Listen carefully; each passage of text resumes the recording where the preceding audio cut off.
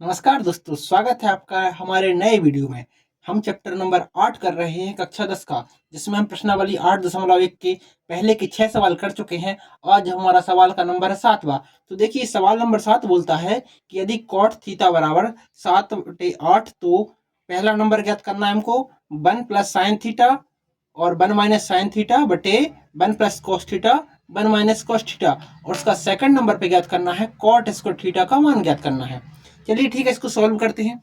मैंने आपको बताया था कि अगर हमारे पास किसी भी त्रिकोणमितीय अनुपात का मान निकालना है तो पहले हम किसी त्रिकोणमितीय अनुपात किससे बनता है, हमारे समकोण त्रिभुज से बनता है। तो हमको समकोण त्रिभुज की तीनों भुजाओं को ज्ञात करना पड़ेगा। अब समकोण त्रिभुज की तीनों भुजाएं कहां से मिलेंगी और कौन ज्ञात करवाएगा हमको, क्योंकि उन्हें सवाल में दिया है कॉट थीटा बराबर 7/8। तो हम कॉट थीटा की मदद से हम अपने समकोण त्रिभुज का मान निकालेंगे। तो देखिए, दिया है, लिख लें पहले अपन। दिया है क्या, कॉट थीटा बराबर 7/8। अब हम जानते हैं कि कॉट थीटा बराबर क्या होता है, कॉट थीटा बराबर क्या होता है, कॉट बराबर होता है आधार बटे लंब होता है। तो इसका मान हमने क्या दिया है, 7/8। तो यहाँ देखिए, एक त्रिभुज रहेगा जिसका आधार का मान तो 7 रहेगा और लंब का मान 8 रहेगा। एक त्रिभुज बना लेते हैं हम।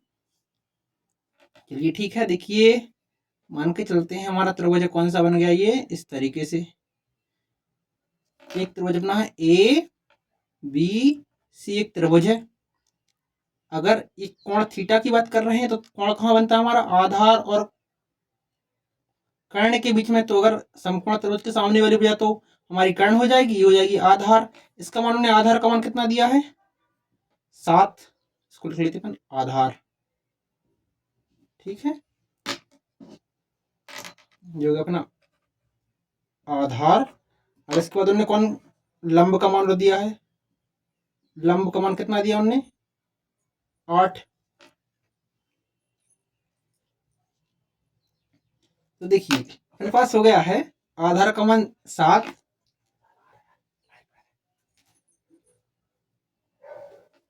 आधार का, तो देखिए अपने को दिया है आधार का मान 7 और लंब का मान 8। अब हम तीसरी भुजा कर्ण का मान तो आसानी से निकाल सकते हैं, आपको पता है। हम पाइथागोरस प्रमेय का यूज करेंगे त्रिभुज ए बी सी में।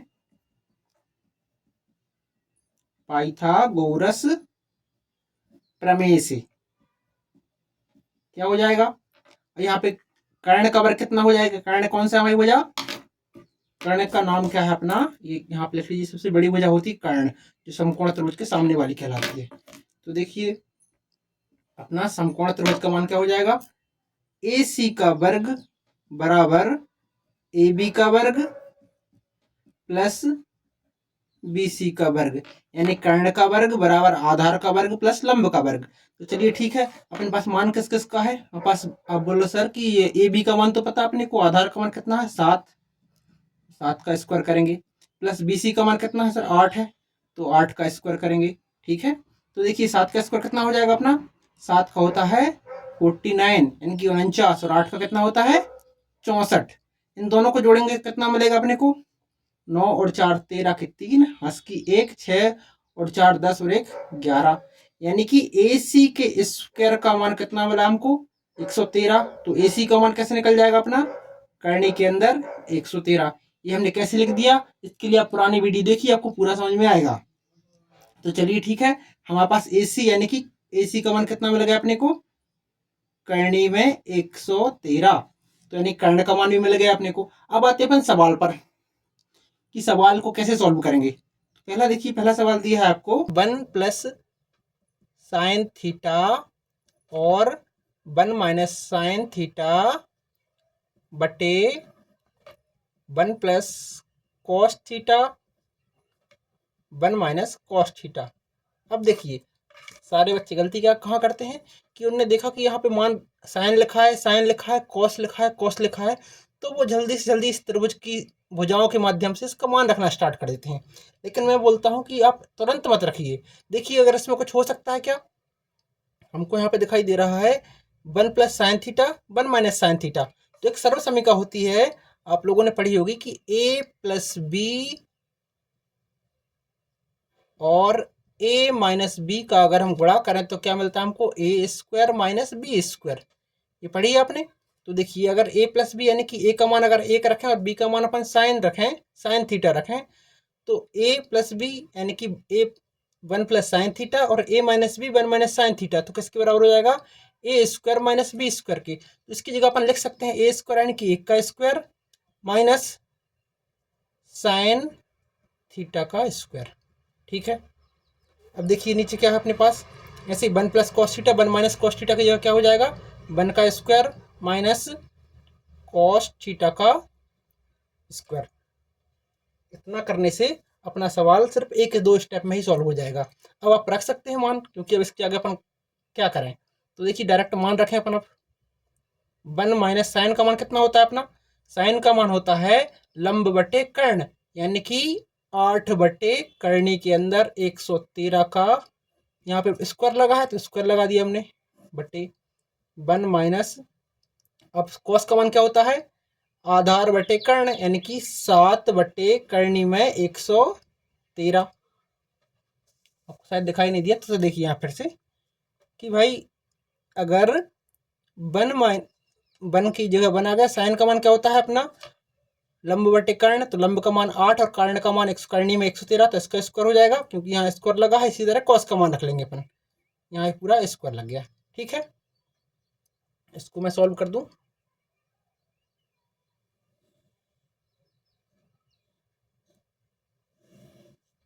ठीक है, चलिए ठीक है, इतना लिखा है अपने पास।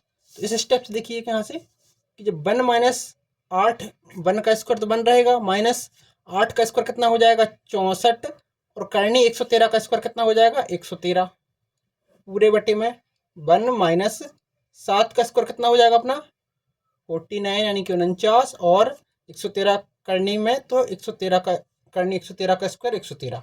अब देखिए अगले स्टेप में क्या करें अपना, इसको 1 का गुणा करेंगे 113 बार, 1 का गुणा करेंगे 113 में तो कितना हो जाएगा 113 माइनस 64, और यहाँ पे करेंगे तो 113 माइनस 49। अब आप बोलोगे सर 113 और 113 कहाँ गया, अगर दोनों में बटे में 113 बच रहा है तो उसको अपन अलग कर सकते हैं। तो देखिए 113 में से 64 गया, कितना बचेगा बताइए, यहाँ कर लीजिए, 113 में से 64 जाएंगे कितना बचेगा, 13 में से 4 गए 9 बचेंगे, और 10 में से 6 जाएंगे 4 बचेंगे, यानी कि 49, और 113 में से 49 जाएंगे तो कितना बचेगा 64।